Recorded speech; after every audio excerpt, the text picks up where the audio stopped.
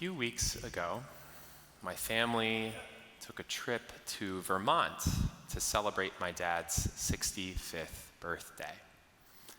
And to keep things simple with the new baby, we decided to drive. Of course, simple doesn't mean short.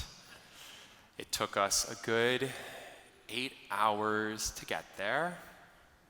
And my sister, who hitched a ride with us from Brooklyn, came prepared with some ideas to pass the time, one of which was the 2013 New York Times dialect quiz. Has anyone ever taken it?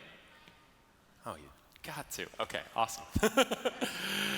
So, in addition to the awesome fun of filling out this quiz yourself, you can learn quite a bit about your fellow Americans. So, you might learn that there is such a thing as a drive-through liquor store, also known as a brew-through or a party barn. You might learn that there is some confusion as to the correct term for a long roll of bread filled with meat and or cheese and various assorted toppings.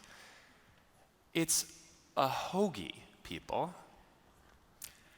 And last but not least, we have our infamous regional differences in the second person plural, which is to say, y'all might learn how other folks address a group of 2 or more people. Which brings me to this week's Torah portion, Re'eh, because the proper translation of its opening verse requires us to use a y'all. Re'eh anochi noten lifnechem hayom bracha uklala. See, this day I set before y'all a blessing and a curse. Why, you ask, do we need the y'all? Because the Hebrew word lifnechem is plural, which means that its more typical translation, before you, fails to render a key part of the verse's meaning. And furthermore, it hides a notable problem in the verse's grammar, because the first word of the verse, re'eh, see, is composed not in the plural, but in the singular. So, what should we make of this grammatical inconsistency? The 17th century commentator, the Kli Yakar, offers a powerful answer.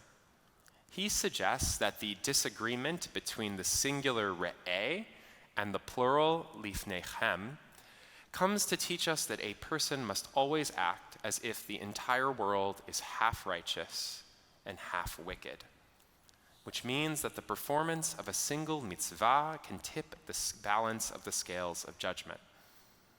For this reason, the verse begins with the singular, re'eh, see, to teach us that each of us, through our individual actions, can affect all of us, lifnechem. Let's go back to the dialect quiz for an example. What do you call a traffic jam caused by drivers slowing down to look at an accident or other diversion on the side of the road? Rubberneck? Rubberneck, yeah. So some people actually call this a looky-loo. Some people call it a gaper's block. And I heard rubbernecking. But there's a nuance here. So is rubbernecking the activity that causes the traffic jam? Or is it the word for the traffic jam itself? See, that's me. I don't have a word for the traffic jam itself. Certainly not looky-loo. Traffic jams, of course, offer a classic case of the cataclysmic impact that the actions of a single individual can have on the collective. Computer simulations have shown that on a crowded highway, a car that slows down, and we know this from personal experience, for even a second, can be the start of a tidal wave of traffic that stretches for miles But science actually tells us that the fault lies not with that driver who initially decelerates. The fault, in fact, lies with the drivers following too closely behind them. That's right, tailgaters. The closer you are to the car ahead of you, the more forcefully you have to slam on the brakes, and then the cars behind you have to brake even harder, and so on, leading to a deluge of displeased drivers. So the Torah is fairly clear on this matter: thou shalt not tailgate. But what about rubbernecking? This Shabbat, I would like to suggest that the Torah is clear on this matter as well. The Torah, in fact, commands us to rubberneck, but not just to slow down to see what's happening. 4 months ago, in Parashat Kedoshim, we read, Lo ta'amod al dam re'echa. You shall not stand idly by in the blood of your neighbor. And the rabbis say that this verse means that if we see a person drowning in a river, we must stop to help them. If we see someone under attack by bandits or by wild beasts, we must stop to help them. And if we see a fellow motorist on the side of the road in need of assistance because their car broke down, because they have a flat tire, or God forbid, even worse, we must stop to help them. They're not stopping, I guess. The bystander effect is a documented social phenomenon in which the presence of other people inhibits our willingness to help other people in need. Someone else will take care of it. We rubberneck and move on. But that's not Jewish.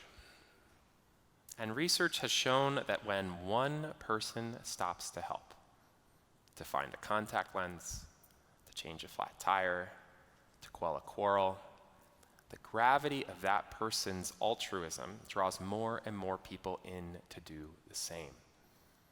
One might call the resultant traffic jam a bottleneck of benevolence. This evening begins Rosh Chodesh Elul, the first day of the month of Elul and the last month of the year as we approach the High Holy Days.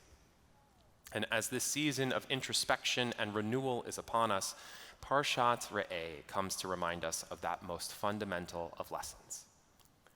Whether we say y'all or you guys, whether we say heroes or hoagies, whether we say brew through or give a confused look, we are all in this together. We need each other. Each of us can make a big difference for all of us. The curse of traffic or the blessing of rubbernecking is ours to choose. Shabbat shalom, y'all.